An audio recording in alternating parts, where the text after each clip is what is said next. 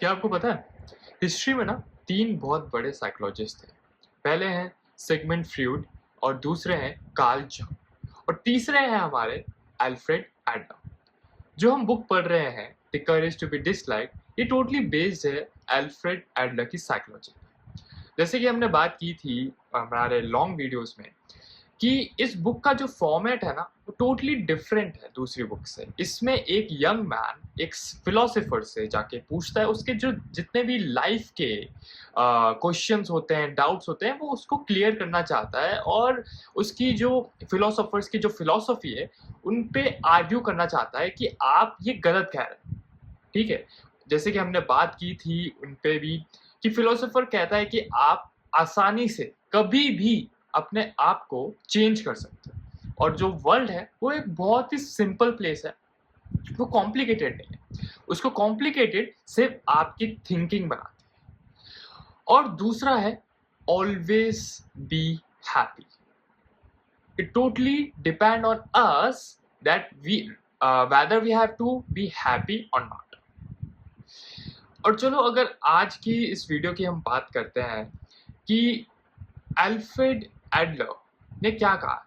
जैसे फिलोसोफर बहुत ही मानते हैं उनको और उनकी कई बातों पर इस बुक में हमने बात मतलब उन्होंने बात की है और हम उसको डिस्कस करेंगे यहाँ पे।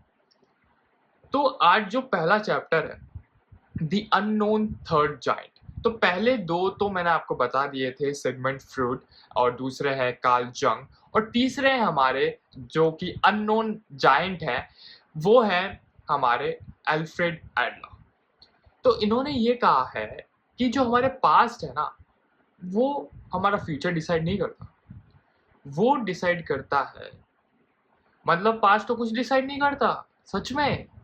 हमारा फ्यूचर से हमारे जो गोल्स होते हैं वो डिसाइड करते हैं। हालांकि अगर मैं बात करूँ तो पास्ट हमको इन्फ्लुएंस ज़रूर कर सकता है कि यार कभी-कभी उसके जो पास्ट विजुअल्स हमारे दिमाग में आ गए, हमको तो परेशान हो जाता है ना ऐसे कभी-कभी।